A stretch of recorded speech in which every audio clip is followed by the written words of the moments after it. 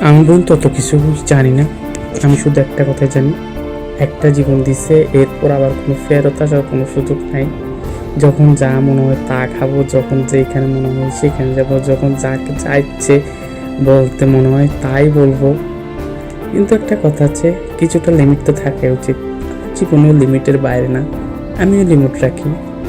কিন্তু এমন কিছু করবো না যার জন্য আমার পরবর্তীতে আফসোস করতে হয়। আমি নিজেকে স্বাধীনতা দিয়েছি বলে সব কিছু যে উজাড় করে দেবো সেরকম কোনো কিন্তু কথা আমি নিজেকে দিই। আমি নিজের মধ্যে একটা কন্ট্রোল রাখি, আর কন্ট্রোলের মাধ্যমে আমি নিজের জীবনটাকে খুব সুন্দরভাবে উপভোগ করি। কারণ আমি জানি পাছে লোকে কী বললো কী বললো না, সেটা নিয়ে আমার কোনো কিছু যায়ও না, কোনো কিছু আসেও না। কারণ দিন শেষে যদি আমি মারা যাই, তাহলে ওদের কিছু যাবেও না আর আসবেও না।